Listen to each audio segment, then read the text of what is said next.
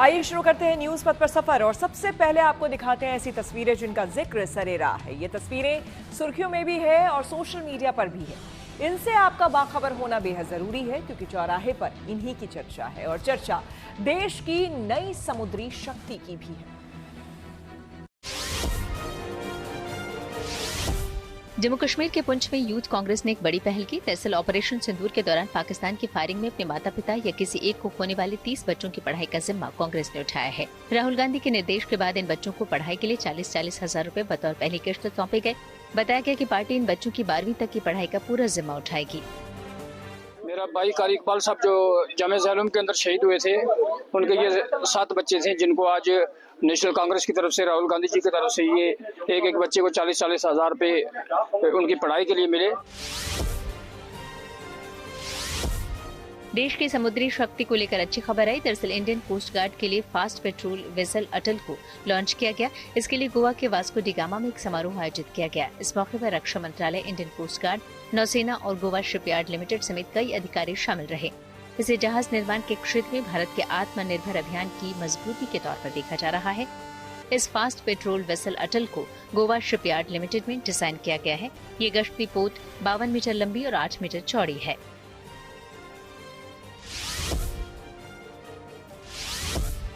गुजरात के वलसाड़ में कुछ महिलाएं सेना के जवानों के लिए खास पहल करती नजर आई। दरअसल यहाँ देश के जाबाजों के लिए राखियां बनाई जा रही हैं, जो रक्षाबंधन से पहले सरहद और दूसरी जगहों पर तैनात जवानों को भेजी जाएंगी। ये पहल शौर्य रक्षा चैरिटेबल ट्रस्ट की ओर से हो रही है। वो पिछले 12 वर्षों से इस नेक काम में जुटा है, यानी देश की सेवा करते समय अपने परिवार से दूर रहने वाले जवानों को अपनी बहनों की कमी महसूस न हो, इसलिए ये राखियां भेजी जाती हैं। पिछले 12 सालों से ये काम चल रहा है। ये व्रत हम सब लोग मिलके इस व्रत को बहुत खुशी से हम इसे व्रत मनाते हैं और बहुत खुशी भी होती है। 12 साल हो गए, ये 12वां साल है। मध्य प्रदेश के इंदौर में सड़क सुरक्षा को लेकर अहम फैसला लिया गया। दरअसल वहां 1 अगस्त से दोपहिया वाहन चालकों को बिना हेलमेट के पेट्रोल नहीं मिलेगा। कलेक्टर ने इसको लेकर सख्त आदेश जारी कर दिए। ये निर्णय सुप्रीम कोर्ट की सड़क सुरक्षा समिति के अध्यक्ष और रिटायर्ड जस्टिस अभय मनोहर सप्रे के साथ बैठक के बाद लिया गया। बैठक में शहर की यातायात व्यवस्था और सड़क सुरक्षा के मुद्दों पर विस्तार से चर्चा हुई, जिसके बाद ये ठोस कदम उठाया गया है। कलेक्टर ने साफ किया कि यह आदेश दोपहिया वाहन चालकों की सुरक्षा के लिए है और इसका उद्देश्य सड़क हादसों में कमी लाना है। 1 अगस्त से इंदौर जिले के किसी भी पेट्रोल पंप पर जब तक दोपहिया वाहन के पास में, जो चालक के पास में हेलमेट नहीं होगा, तब तक उसको पेट्रोल नहीं दिया जाएगा। ये 2 दिन बाद में व्यवस्था लागू होगी। कल सभी पेट्रोल पंप के जो संचालक हैं उनको बुलाकर एडीएम और फूड ऑफिसर के द्वारा इस संबंध में अवगत भी कराया जाएगा। रूस के कामचटका में आए 8.8 की तीव्रता के शक्तिशाली भूकंप के बीच डॉक्टर एक बार फिर से देवदूत साबित हुए। दरअसल एक कैंसर अस्पताल के डॉक्टरों ने इस भूकंप के दौरान भी कमाल की सहन शक्ति दिखाई। उन्होंने भूकंप से जमीन तेज हिलने के बावजूद ऑपरेशन बीच में नहीं छोड़ा और भागे नहीं। जैसे ही भूकंप आया तो डॉक्टर वहां मरीज और बेड को पकड़े हुए खड़े रहे, साथ ही अपना काम भी जारी रखा ताकि मरीज की जिंदगी पर किसी तरह की कोई मुश्किल न आए। इस तरह ये सर्जरी मुश्किल हालात में भी सफल रही। न्यूज वक्त में आगे रुक करते हैं आज की एक बड़ी गुड न्यूज की ओर। जी हाँ, 12 ज्योतिर्लिंगों में से एक बाबा काशी विश्वनाथ के पर्यावरण प्रेमी शिव भक्तों के लिए ये गुड न्यूज है। दरअसल वाराणसी के काशी विश्वनाथ मंदिर में सावन की शुरुआत के साथ ही सिंगल यूज प्लास्टिक पर प्रतिबंध लगा दिया गया था और अब ये निर्णय लिया गया है कि मंदिर परिसर में किसी भी तरह की प्लास्टिक का इस्तेमाल नहीं किया जा सकेगा। ये प्रतिबंध 10 अगस्त से लागू हो जाएगा। मंदिर प्रशासन के इस निर्णय को श्रद्धालुओं ने सही ठहराया तो वहीं दुकानदारों ने भी इसका स्वागत किया है।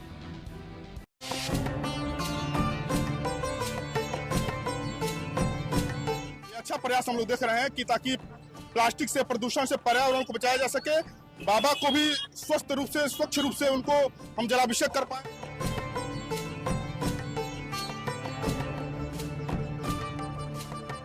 प्लास्टिक में जल नहीं चढ़ाया, स्टील के लोटा में जल लेके गए। प्लास्टिक के पात्र में वैसे भी नहीं चढ़ाना चाहिए। नहीं चढ़ाना चाहिए। बाबा भोले के भक्त अब काशी विश्वनाथ के दरबार में प्लास्टिक नहीं ले जा पाएंगे। वाराणसी के काशी विश्वनाथ मंदिर में अब प्लास्टिक के इस्तेमाल पर पाबंदी लगने वाली है। श्री काशी विश्वनाथ धाम 10 अगस्त 2025 से पूरी तरह से प्लास्टिक मुक्त हो जाएगा। इसका मतलब है कि मंदिर परिसर में किसी भी प्रकार का प्लास्टिक, जैसे दूध के पात्र या फूल माला के पात्र को मंदिर के अंदर ले जाने पर पाबंदी होगी। ये निर्णय मंदिर न्यास की बैठक में लिया गया और इसका उद्देश्य बाबा विश्वनाथ धाम को स्वच्छ और पर्यावरण के अनुकूल बनाना है।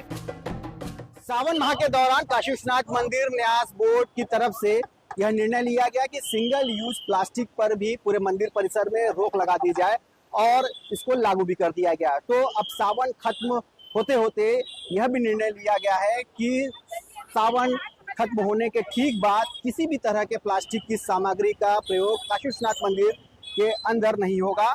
इसको लेकर क्या कहते हैं श्रद्धालु आस्थावान जो काशी विश्वनाथ मंदिर में दर्शन के लिए आते हैं, साथ ही साथ जो दुकानदार हैं जो इस तरह की सामग्री का इस्तेमाल कर रहे हैं, श्रद्धालु यहाँ से फूल माला लेकर जा रहे हैं, वो आखिर क्या कहते हैं, इनसे भी जानने की कोशिश करेंगे और इनसे समझने की कोशिश करेंगे कि आखिर जो ये निर्णय लिया गया है उसको वे किस तरीके से देख रहे हैं, किस हिसाब से देख रहे हैं। हमारे साथ यहाँ दुकानदार मौजूद है, किस तरह देख रहे हैं इस निर्णय को? मैं इस निर्णय के लिए, पॉलिथीन बंद के लिए मंदिर प्रशासन को मैं धन्यवाद देना चाहता हूं और मंदिर प्रशासन की तरफ से वो बहुत सराहनीय कार्य है। इसके लिए मैं मंदिर प्रशासन का पूरा आभार व्यक्त करता हूं। अभी काफ़ी कुछ पात्र ऐसा है, चाहे डलिया हो चाहे लोटा हो, इसको लेकर श्रद्धालु जाते हैं। कौन कौन से ऐसे पात्र हैं जिसमें आप चीज़ों को देते हैं और अब उस पर रोक लगेगी? जैसे प्लास्टिक की टोकरी हो गई, प्रसाद के डब्बे हो गए प्लास्टिक के, बाकी अदर अपने पास ऐसे कोई आइटम नहीं है। इसके लिए मैं ये बांस की टोकरी में मंगाऊंगा और प्लास्टिक के डब्बे के बजाय जो दफ्ती के डब्बे होते हैं मैं उसमें प्रसाद में श्रद्धालुओं को मैं दूंगा। मंदिर प्रशासन के अधिकारियों के मुताबिक अब श्रद्धालु प्लास्टिक के किसी भी तरह के पात्र में बाबा को जल अर्पित नहीं कर सकेंगे। उन्होंने बताया कि इसके लिए सावन के पहले दिन से जागरूकता अभियान चलाया जा रहा है और लोगों को बताया जा रहा है कि वो जल या कोई भी सामान प्लास्टिक के पात्र में लेकर प्रवेश न करें। प्रतिबंधित प्लास्टिक का इस्तेमाल नहीं करेगा। इसके लिए बाकायदा पोस्टर के जरिए लोगों को जागरूक किया जा रहा है। श्री काशी विश्वनाथ मंदिर ट्रस्ट ने सावन के पावन महीने की शुरुआत में ही शिव भक्तों को मंदिर परिसर में प्लास्टिक का इस्तेमाल न करने की अपील करते हुए सोशल मीडिया पर पोस्ट किया था। प्लास्टिक मुक्त धाम दिनांक 10 अगस्त 2025 से किसी भी प्रकार का प्लास्टिक यथा दूध का पात्र अथवा फूल माला का पात्र लेकर किसी भी व्यक्ति का प्रवेश धाम परिसर में पूर्णतः प्रतिबंधित रहेगा। श्रावण मास 11 जुलाई से 9 अगस्त की अवधि में प्लास्टिक की अन्य वस्तुएं तथा प्लास्टिक के लोटे आदि का भी धाम में प्रयोग हतोत्साहित किया जा रहा है। श्री काशी विश्वनाथ मंदिर न्यास की दिसंबर 2024 में हुई बोर्ड बैठक में प्लास्टिक पर पूरी तरह से प्रतिबंध लगाने का निर्णय लिया गया था। इसके बाद से सिंगल यूज प्लास्टिक लगभग प्रतिबंधित कर दिया गया है धाम परिसर में और अभी वर्तमान में आज की जो बैठक मंडलायुक्त महोदय की अध्यक्षता में हुई है उसमें निर्णय लिया गया है कि जो प्लास्टिक के लोटे में, कटोरे में अथवा पात्र में लोग फूल माला, दूध इत्यादि लेकर आते हैं, इस प्लास्टिक को भी प्रतिबंधित करने के लिए प्रयास किया जाए। तो पूरे श्रावण मास में संबंध में जागरूकता अभियान चलाया जाएगा, अपील किया जाएगा, मीडिया, सोशल मीडिया कैंपेन चलाए जाएंगे। श्रावण मास समाप्त होते ही दिनांक 10 अगस्त 2025 से श्री काशी विश्वनाथ मंदिर परिसर में किसी भी प्रकार का प्लास्टिक लेकर प्रवेश करने की अनुमति नहीं होगी। दूध का पात्र अथवा फूलमाला का पात्र भी प्लास्टिक का यदि होगा तो व्यक्ति को यहाँ प्रवेश नहीं मिलेगा। सभी दुकानदारों से, सभी श्रद्धालुओं से, सभी लोगों से इस बारे में सहयोग की श्री काशी विश्वनाथ मंदिर न्यास अपेक्षा एवं आशा करता है, संबंध में अपील करता है। बताया जा रहा है कि सावन जैसे ही खत्म होगा उसके बाद प्लास्टिक के किसी भी प्रकार की सामग्री को मंदिर के अंदर ले जाने पर प्रतिबंध लगा दिया जाएगा, चाहे वो प्लास्टिक की बोतल, थैली या पूजा सामग्री की पैकिंग हो, किसी भी रूप में प्लास्टिक की अनुमति नहीं होगी। काशी विश्वनाथ मंदिर देश के सबसे प्रमुख तीर्थ स्थलों में से एक है, जहां हर साल लाखों श्रद्धालु दर्शन के लिए पहुंचते हैं। लिहाजा मंदिर न्यास ने श्रद्धालुओं से अनुरोध किया है कि वे मंदिर परिसर में प्लास्टिक का उपयोग न करें और प्लास्टिक मुक्त धाम बनाने में सहयोग करें। कहीं न कहीं इस बात से जो श्रद्धालु हैं, दुकानदार, वे भी सहमत है। देख सकते हैं काफी प्लास्टिक में जो प्रसाद रखे गए हैं ऐसे पात्र, इस पर भी रोक लग जाएगी। श्रद्धालु इसको मंदिर में नहीं ले जा सकेंगे। साथ ही साथ जो डलिया है इस पर भी कहीं ना कहीं पूरी तरह से रोक लगा दी जाएगी, जो श्रद्धालु अभी आमतौर पर लेकर जाते हैं। हमारे साथ कुछ श्रद्धालु भी मौजूद हैं, इनसे बात करने की कोशिश करेंगे। अभी मंदिर में सिंगल यूज प्लास्टिक पे रोक लगा दी गई है और अभी सावन के बीतते बीतते किसी भी तरह का प्लास्टिक का पात्र है वो अंदर मंदिर में नहीं ले जा सकते हैं। जैसे भी डलिया वगैरह ले जाते हैं, लोटे ले जाते हैं प्लास्टिक के। तो इसको सही मान रही है डिसीजन मंदिर की तरफ से? हाँ, ठीक है, अच्छा निर्णय है। अब ऐसी जगह क्या कर सकते हैं, अब यहाँ तो ले ही जाने पड़ेगा। लेकिन ये प्लास्टिक में जल नहीं चढ़ाए, स्टील का लोटा में जल लेके गए। प्लास्टिक के पात्र में वैसे भी नहीं चढ़ाना चाहिए। नहीं चढ़ाना चाहिए, स्टील का, पीतल का हो तो सही। तो देख सकते हैं श्रद्धालु कहीं ना कहीं पहले ही इस बात को मानते हैं कि प्लास्टिक के पात्र का इस्तेमाल नहीं करना चाहिए जलाभिषेक के लिए। और तमाम और भी दुकानदार हैं जो इस तरह की डलिया में प्लास्टिक के फूल, माला, तमाम जो प्रसाद की सामग्री है उसको सजा के रखते हैं। इनसे जानते हैं, अभी निर्णय लिया गया है कि इस तरह के कोई भी पात्र का इस्तेमाल नहीं होगा मंदिर परिसर में, तो क्या बदलाव करेंगे आप? हाँ सर, हमने प्लास्टिक के जगह झोला और कैरी बैग रखना शुरू कर दिया। और बांस की डलिया वगैरह भी रखेंगे? बांस की डलिया हमने रखना शुरू कर देंगे, 2 दिन बाद से रखेंगे। दिसंबर 2024 में ही मंदिर में प्लास्टिक की सामग्री ले जाने पर प्रतिबंध लग गया था। अब सावन बीतने के बाद प्लास्टिक के पात्रों पर भी प्रतिबंध लगा दिया जाएगा। इससे मंदिर पूरी तरह से प्लास्टिक मुक्त हो जाएगा। मंदिर प्रशासन ने पहले ही सिंगल यूज प्लास्टिक पर रोक लगाई हुई थी, लेकिन अब ये नियम और सख्त किया गया है ताकि मंदिर परिसर पूरी तरह प्लास्टिक मुक्त बन सके। मंदिर के एंट्री पॉइंट्स पर प्लास्टिक रोकने के लिए जांच केंद्र बनाए गए हैं। सोशल मीडिया और दूसरे माध्यमों से भी श्रद्धालुओं को सूचना दी जा रही है ताकि सभी श्रद्धालु समय रहते नए नियमों को जान सकें। ये कदम पर्यावरण को बचाने और मंदिर परिसर को स्वच्छ रखने के लिए किया गया है। बहुत ही अच्छा और बहुत ही सराहनीय निर्णय है मंदिर प्रशासन का। और ये अभी हम देख रहे थे कि सभी जितने श्रद्धालु हैं ये लोटे में जल लेकर मंदिर में जा रहे हैं और बाबा को मतलब स्वस्थ मन से चढ़ा रहे हैं। तो ये एक उत्तम निर्णय है और ये जो मंदिर प्रशासन ने किया ये सावन के बाद भी लागू रहेगा। ये अच्छा प्रयास हम लोग देख रहे हैं कि ताकि प्लास्टिक से, प्रदूषण से पर्यावरण को बचाया जा सके, बाबा को भी स्वस्थ रूप से, स्वच्छ रूप से उनको हम जलाभिषेक कर पाए, उनको उनके पास जा पाए कि पता नहीं प्लास्टिक किस केमिकल से बनता है, कैसे बनता है। तो ये बहुत ही सराहनीय निर्णय है, सराहनीय प्रयास है। मंदिर प्रशासन की इस पहल का स्वागत और समर्थन किया जाना चाहिए, क्योंकि इस फैसले से न सिर्फ मंदिर परिसर साफ सुथरा रहेगा बल्कि इससे पर्यावरण को बचाने में भी मदद मिलेगी।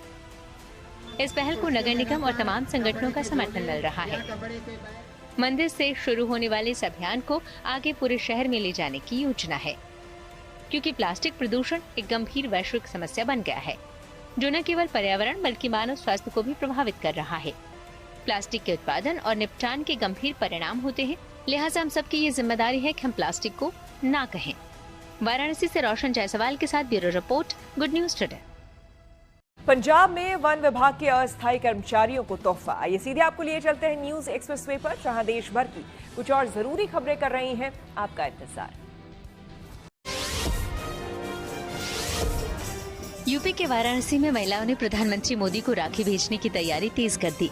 इन महिलाओं में हिंदू समुदाय के साथ साथ मुस्लिम समुदाय की महिलाएं भी शामिल हैं। मुस्लिम महिला फाउंडेशन ने ये पहल की। ये महिलाएं ऑपरेशन सिंदूर की कामयाबी को लेकर पीएम मोदी के लिए अपने हाथों से राखी बना रही हैं। इसी को लेकर आयोजित एक कार्यक्रम में उन्होंने प्रधानमंत्री यानी अपने भाई और यहाँ से सांसद नरेंद्र मोदी के लिए गीत भी गाए। कई महिलाओं ने कहा कि ऑपरेशन सिंदूर के जरिए पीएम ने देश का मान रखा है। इन राखियों के साथ महिलाओं ने प्रधानमंत्री नरेंद्र मोदी की लंबी उम्र के लिए कामना भी की।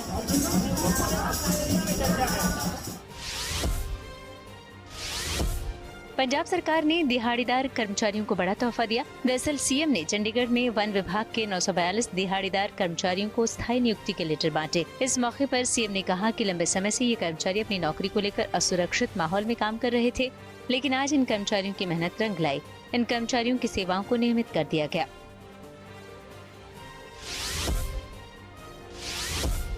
पद्म पुरस्कारों के लिए नामांकन और सिफारिशें जमा करने की आखिरी तारीख बढ़ाकर 15 अगस्त कर दी गई। पहले ये तारीख 31 जुलाई यानी गुरुवार तक ही थी। पद्म पुरस्कार यानी पद्म विभूषण, पद्म भूषण और पद्मश्री देश के सर्वोच्च नागरिक सम्मानों में शामिल हैं। साल 1954 में इन पुरस्कारों की शुरुआत हुई थी और हर साल गणतंत्र दिवस के अवसर पर इनकी घोषणा होती है। ये पद्म पुरस्कार कला, साहित्य, शिक्षा, खेल, चिकित्सा, समाज सेवा और दूसरे क्षेत्रों में अहम योगदान के लिए दिए जाते हैं।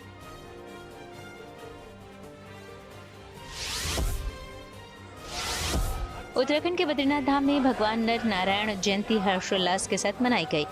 इस मौके पर सैकड़ों श्रद्धालुओं ने भगवान नर नारायण की उत्सव डोली यात्रा में हिस्सा लिया। सुबह 10:30 बजे भगवान नर नारायण की उत्सव डोली ने सैकड़ों श्रद्धालुओं के साथ बद्रीनाथ मंदिर से 3 किलोमीटर दूर माता मूर्ति मंदिर के लिए प्रस्थान किया। वहां भगवान नर नारायण और उनकी माता की मूर्ति की विशेष पूजा अर्चना और अभिषेक किया गया। फिर दोपहर में उत्सव डोली दोबारा बद्रीनाथ मंदिर लौट आई।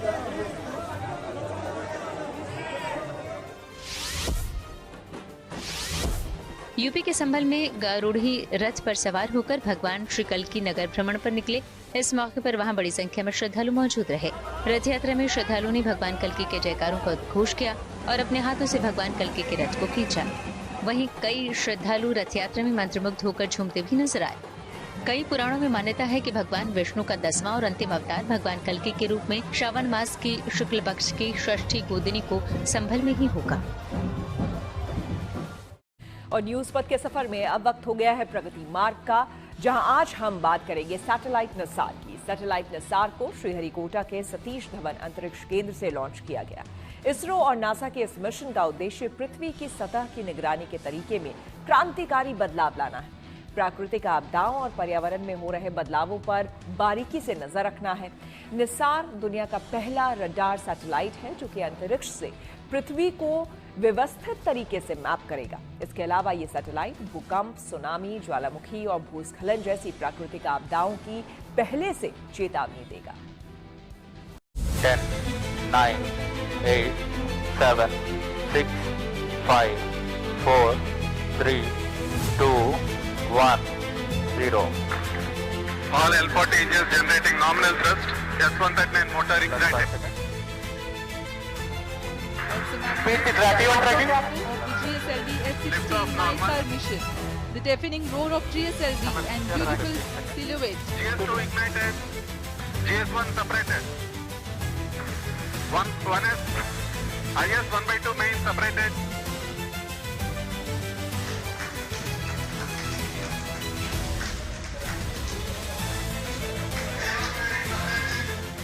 इसरो ने अपने सबसे महंगे स्पेस मिशन निसार को लॉन्च कर दिया।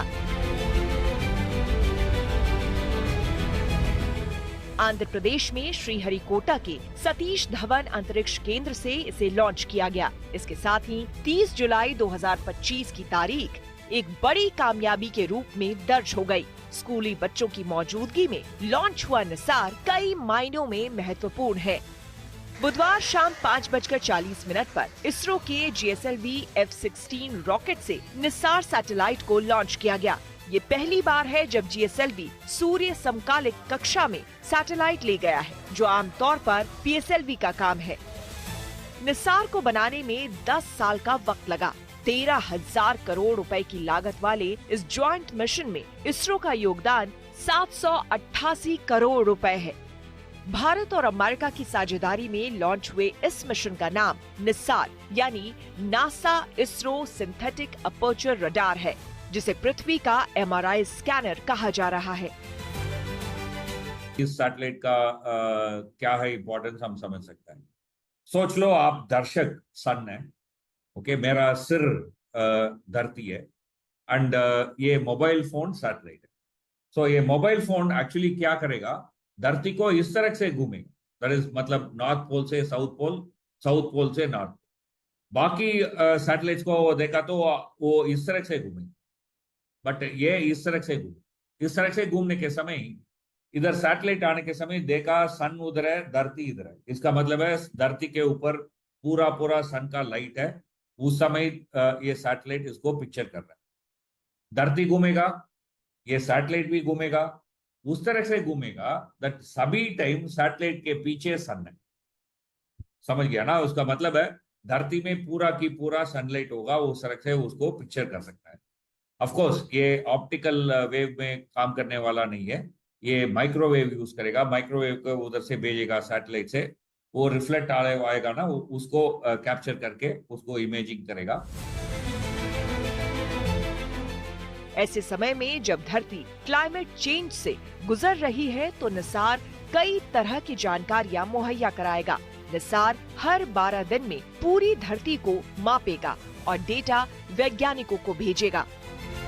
आज के दिन एक महत्वपूर्ण दिन है इसरो के लिए, क्योंकि इसरो और NASA together they are coming ahead with the next level of collaboration. और ये जो चीज भी आप ये देख रहे हैं, इस मॉडल, ये तो एक GSLV Mark II जैसा मॉडल है। निसार सैटेलाइट का कॉस्ट इटसेल्फ $1.5 बिलियन के ऊपर है और इसका कंस्ट्रक्शन ऑलमोस्ट 10 years लगा हुआ है, क्योंकि ये इतना कॉम्प्लेक्स सैटेलाइट है। इस सैटेलाइट में 2 पेलोड होगा, एक L बैंड और एक S बैंड। उसमें एक इसरो ने बना है और दूसरा नासा ने बना है, और इस सैटेलाइट को यूज कर हमको अर्थ का, भूमि का माइक्रो और मैक्रो लेवल, माइक्रो माने इवन मिलीमीटर डिस्टेंस का लेवल का इमेजरीज हमको मिलेगा। अगर एक सैटेलाइट, ऐसा एक रॉकेट में जब हम एक सैटेलाइट को भेजते हैं उससे हमको बहुत ज्यादा तरीका से हम इमेज कर सकते हैं, क्योंकि ऑप्टिकल इमेजिंग या बहुत ज्यादा टेक्निक्स हैं, पर इस टाइम हम यूज कर रहे हैं काइंड ऑफ रेडार सिस्टम, और इसको बोलते हैं सिंथेटिक एपर्चर रेडार। और इस रेडार में एक टेक्नोलॉजी है जिसमें 1 सेकेंड में आपको 1000 माइक्रोवेव का पल्स भेज सकते हैं आप। सो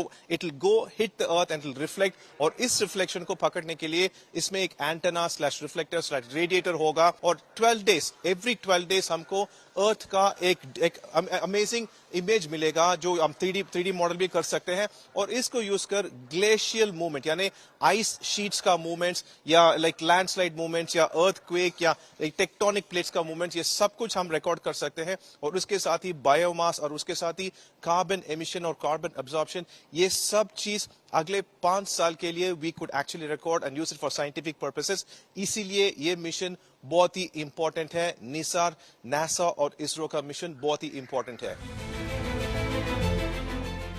इस लो ऑर्बिट सैटेलाइट को अमेरिका और भारत ने मिलकर तैयार किया है।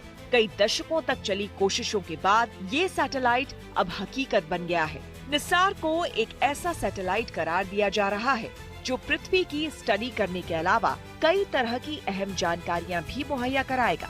निसार दुनिया का पहला ऐसा सैटेलाइट है जो दोहरे फ्रीक्वेंसी रडार का उपयोग करके पृथ्वी की सतह और इसके नीचे होने वाली सूक्ष्म हलचलों को बारीकी से देखेगा। ये मिशन भारत के लिए केवल एक तकनीकी उपलब्धि नहीं, बल्कि पर्यावरण, आपदा प्रबंधन और कृषि जैसे क्षेत्रों में क्रांतिकारी बदलाव लाने वाला कदम है। निसार एक ऐसा सैटेलाइट है जो धरती की सतह के सूक्ष्म से सूक्ष्म बदलावों को भी पकड़ सकता है। हर मौसम और हर स्थिति में, चाहे बादल हो, घना जंगल हो या रात का अंधेरा, ये सैटेलाइट सब कुछ देख सकता है।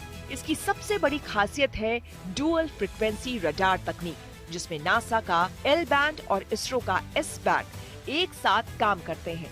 ये तकनीक पहली बार किसी एक सैटेलाइट में इस्तेमाल की जा रही है।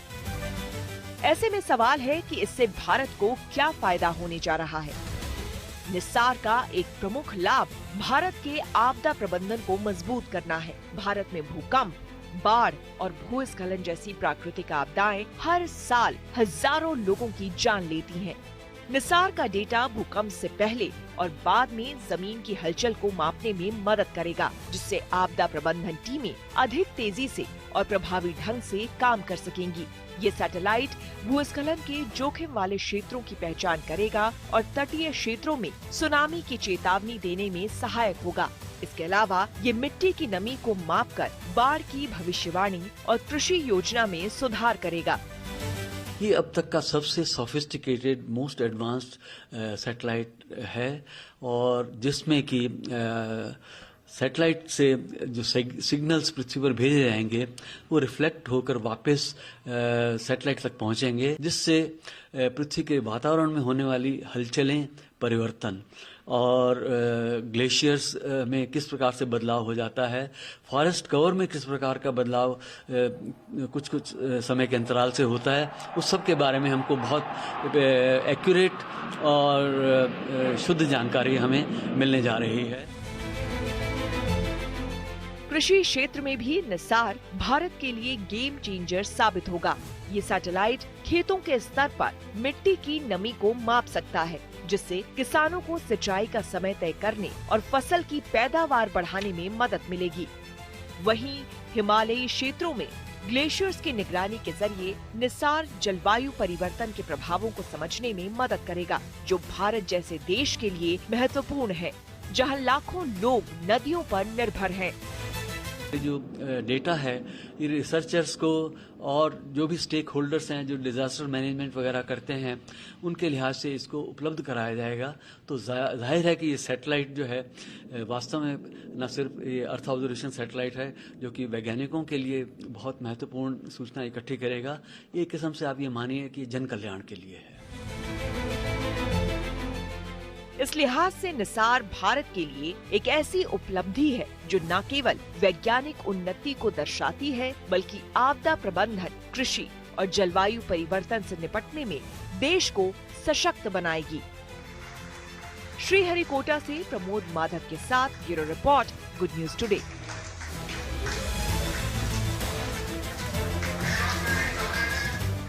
न्यूज पर आगे है धन बाजार, जहां शेयर बाजार से लेकर कारोबार तक की सभी अहम खबरें होती हैं, जिसका सीधा रिश्ता आपकी आमदनी आपकी जेब से होता है। तो तेज रफ्तार खबरों के बीच ये जरूरी खबरें छूट ना जाए, इसलिए सीधे आपको लिए चलते हैं धन बाजार। शेयर बाजार में आज बढ़त देखने को मिली। बुधवार को सेंसेक्स 144 अंक चढ़कर 81,482 पर बंद हुआ। वहीं निफ्टी भी 34 अंकों पर चढ़ा, ये बढ़कर 24,855 पर पहुंच गया। अमेरिकी राष्ट्रपति डोनाल्ड ट्रंप ने भारत पर 25% टैरिफ लगाने का ऐलान किया। ये 1 अगस्त से लागू होगा। ट्रंप का कहना है कि भारत की कई नीतियां ऐसी हैं जो अमेरिकी कंपनियों को व्यापार करने में मुश्किलें पैदा करती हैं। उनके मुताबिक अमेरिका की चीजों पर भारत ज्यादा टैरिफ लगाता है। इसके अलावा ट्रंप ने तेल और हथियारों का मुद्दा भी उठाया। उन्होंने कहा कि भारत आज भी अपने ज्यादातर हथियार के उपकरण रूस से खरीदता है। इतना ही नहीं, भारत रूस से बड़ी मात्रा में तेल भी खरीद रहा है, जबकि पूरी दुनिया चाहती है कि यूक्रेन में रूस हिंसा रोके।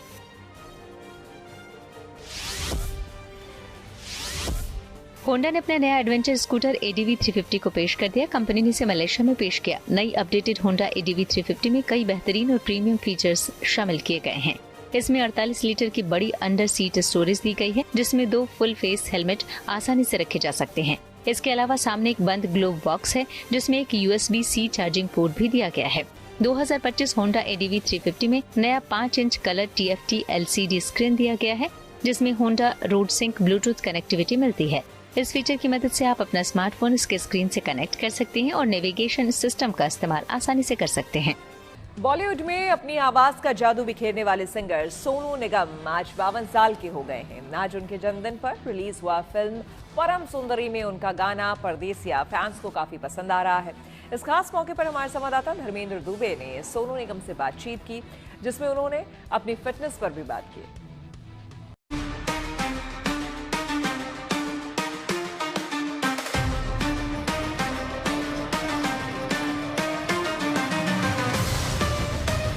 Actor and singer Sonu Nigam इस समय हमारे साथ हैं। सर, सबसे पहले तो आपको जन्मदिन की विशेष बधाई। बहुत ज़्यादा हैंडसम लग रहे हैं। कैसे सेलिब्रेट करेंगे आज का दिन, क्या खास? अरे इतना कुछ हो रहा है अपने भी, मैं तो कुछ करता भी नहीं, अपने भी हो जाता है। मेरे आसपास इतने एंजल्स हैं ना मौजूद, तो मुझे कुछ करना नहीं पड़ता। मेरे आसपास ही इतने अच्छे अच्छे लोग मौजूद हैं, वो कुछ ना कुछ स्पेशल कर देते हैं। आज हमारा कहानी मेरी गाना लॉन्च हो रहा है, जो कि मेरी लाइफ का one of the most beautiful songs है एवर। और इतनी प्यार से इतनी चीज़ें इसमें नाजुक सी होने वाली हैं, जो वेरी इमोशनल थिंग्स आने वाली हैं। उसके अलावा मेरे 2 और गाने आ रहे हैं आज। एक परम सुंदरी का गाना आ रहा है, जो बहुत लोगों को वेट था, परदेसिया। और एक सरजमी में गाना है मेरा, जिसका गाना शुरू होगा, रिलीज़ होगा आज। तो गुड थिंग्स हैपन। सर, बहुत नाराज़ हो जाएंगे मेरे तमाम दर्शक, लाखों करोड़ों लोग इस समय आपको देख रहे हैं। एक गुनगुना दें थोड़ा सा, क्या कुछ खास आज होने वाला? जो होने वाला है वो गाना ये है, कहानी मेरी कहाँ जा रही है, मुझे ना खबर ना है गिला। आगे सुना बाद में फिर। अच्छा सर, अर्धशतक आपने मार दिया है। अरे उसके ऊपर जा रहे हैं अभी, उसके ऊपर चल रही नहीं। अच्छा, तो किस तरीके से खुद को फिट रखते हैं? इतने हैंडसम हैं, आज के यंग स्टार्स को आप टक्कर दे रहे हैं। कैसे, क्या डाइट होगा, थोड़ा सा बताएं प्लीज, लोग जानना चाहेंगे, मैं खुद भी। मेनली जेनेटिक्स तो होते ही हैं, फिर थोड़ा फिटनेस का ध्यान देना ही चाहिए हमेशा। तो मेरे लिए ये एक रियाज और फिटनेस, इन दोनों चीज़ों को मैं पूरा ध्यान देता हूँ। और शायद एक और चीज़ है कि इंसान अगर एजेंडा फ्री हो ना कुछ बनना है, ना कुछ पाना है, ना कोई लक्ष्य है, ना कोई सपना है, ना कहीं आगे का कोई प्लान है, कुछ नहीं है। जो है अभी है, शायद वो मेरे लिए काम कर रहा है। आई थिंक मैं बहुत सालों से इस मोड में हूँ, and I think that's working for me. बहुत ज़्यादा स्पेशल भी है और तो बहुत ज़्यादा प्रेशर भी होता है, क्योंकि शुरू से हम आपको सुनते आ रहे हैं, आज तक आपने अपना अस्तित्व बचा कर रखा है, लगातार बने हुए हैं। क्या राज है इसके पीछे, किस तरीके से? क्योंकि सिंगिंग में तमाम कंपटीशन है, रियलिटी शोज है, लोग आ रहे हैं जा रहे हैं, लेकिन सोनू निगम जहाँ थे वहाँ हैं और रहेंगे भी। थैंक यू सो मच, बहुत धन्यवाद। मेरे हिसाब से अंदर इंसान के अंदर सीखने का मादा हो और सर झुका रहे हमेशा अपने आप को कभी भी ज़्यादा नहीं समझना चाहिए, सर झुकाना चाहिए थोड़ा। मेरे साथ तमाम लोग भी हैं, एक बार क्यों ना कैमरे पे मना लें, गाना गाते हैं। बार बार दिन ये आए, बार बार दिन ये गाए, तुम जियो हजारों साल, ये मेरी है आरज़ू। Happy birthday to you. Thank you. Happy birthday to you. Thank you. Happy birthday to you. Sir बहुत सही समय पे आए हैं, एक आखिरी बार सर इस इंटरव्यू का समापन है, लेकिन आप अपने तरीके से थोड़ा विश करें। बार दिन ये आए, बार बार दिल ये गाए, तू जिए हजारों साल, ये मेरी है आरज़ू। हैप्पी बर्थडे टू ओहो, happy birthday to dear Sonu, happy birthday to, God bless you, God bless you, God bless you sir, once again happy birthday. Video journalist Wadat Khan के साथ धर्मेंद्र दुबे।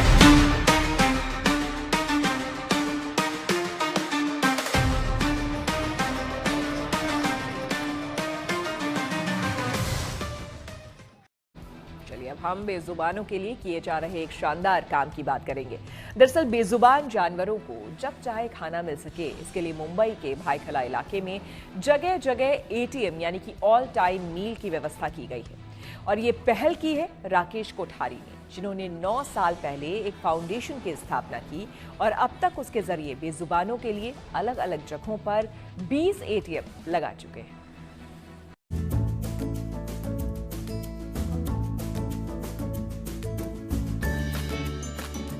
आपने बैंकों के एटीएम देखे होंगे, उससे रुपए भी निकाले होंगे। इससे इंसानों को काफी सुविधा हुई है, लेकिन क्या आपने बेजुबानों के लिए एटीएम देखा है?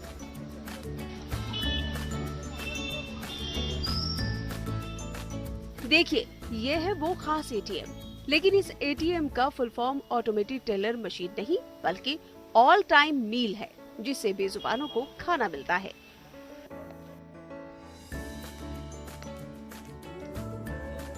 भाईखला ही नहीं, बल्कि मुंबई में कई जगह इस तरह की व्यवस्था की गई है।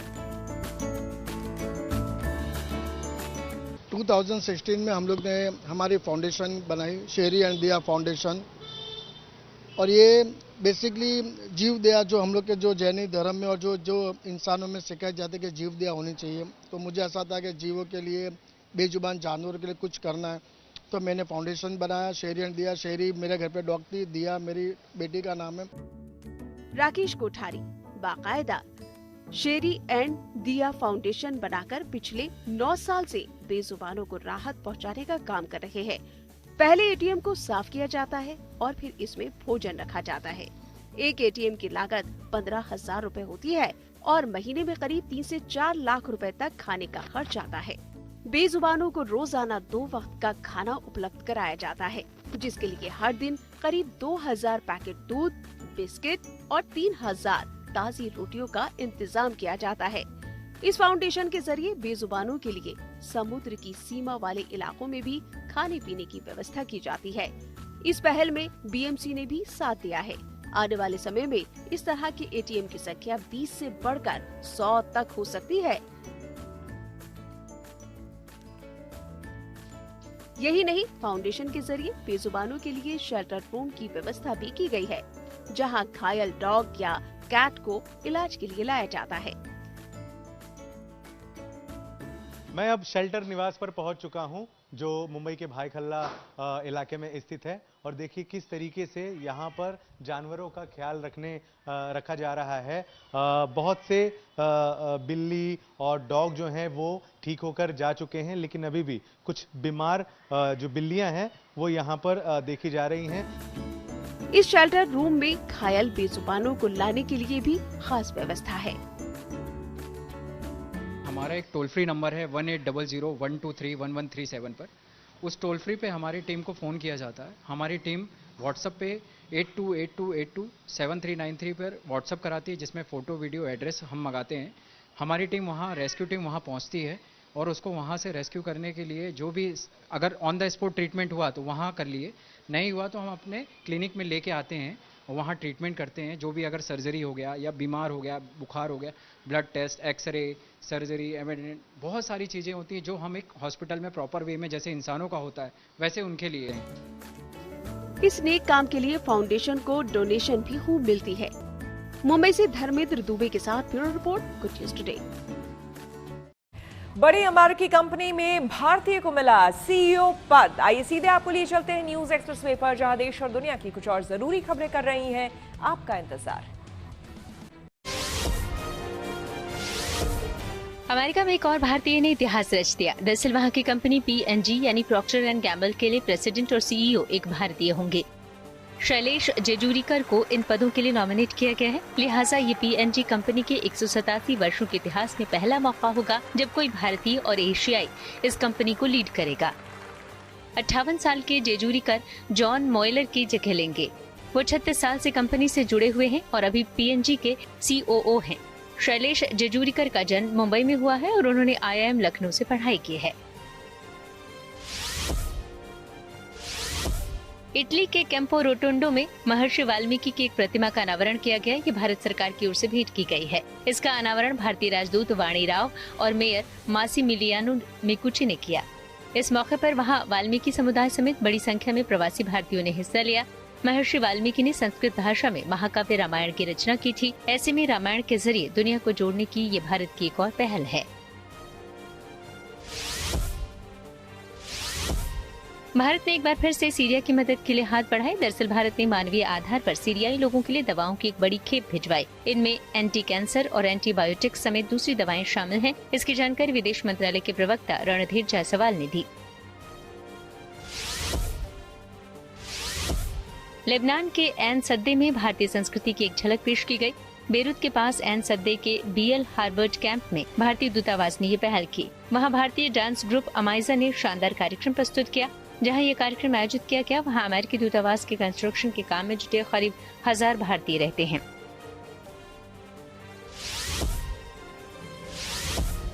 कनाडा के पूर्व प्रधानमंत्री जस्टिन ट्रूडो और अमेरिका के मशहूर पॉप स्टार कैटी पेरी की एक रेस्टोरेंट में मुलाकात का वीडियो सोशल मीडिया पर वायरल हो गया। बताया जा रहा है कि मुलाकात कनाडा के मॉन्ट्रियल के ले वाइलोन रेस्टोरेंट में हुई। इसमें दोनों को एक ही टेबल पर साथ डिनर करते देखा गया।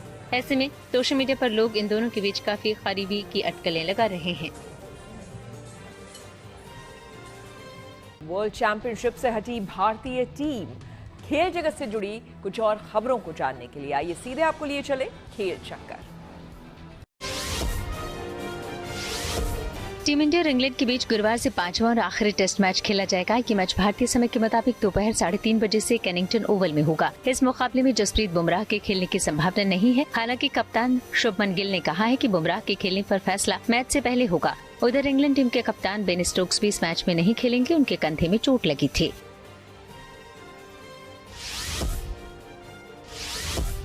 पूर्व क्रिकेटरों की वर्ल्ड चैंपियनशिप लीग से भारत हट गया। भारत ने पाकिस्तान से होने वाले सेमीफाइनल मैच में खेलने से मना कर दिया। ये मुकाबला गुरुवार को बर्मिंघम में खेला जाना था। इससे पहले लीग की स्पॉन्सर कंपनी ईज माई ट्रिप ने भी सेमीफाइनल से हटने का ऐलान किया था और कहा था कि आतंकवाद और क्रिकेट साथ साथ नहीं चल सकते।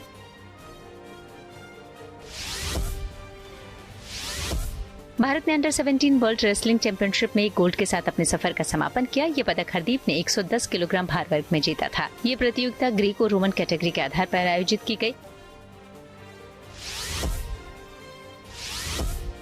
आईसीसी रैंकिंग में अभिषेक शर्मा ने इतिहास रच दिया। वो नंबर 1 बल्लेबाज बन गए। अभिषेक इस स्थान पर विराट कोहली और सूर्य कुमार यादव के बाद पहुंचने वाले तीसरे भारतीय बल्लेबाज हैं।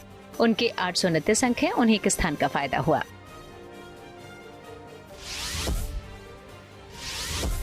बैडमिंटन खिलाड़ी लक्ष्य सेन, आयुष शेट्टी और तरुण मन्नेपल्ली ने मकाऊ ओपन में शानदार शुरुआत की। इन खिलाड़ियों ने दूसरे दौर में एंट्री कर ली। लक्ष्य ने दक्षिण कोरिया के जियोन ह्यूग जिन को 21-8 और 21-14 से हराया। इसी के साथ न्यूज पथ में मेरे यानी कि श्वेता झा के साथ फिलहाल इतना ही। देश दुनिया की तमाम पॉजिटिव खबरों के लिए आप देखते रहिए गुड न्यूज टुडे।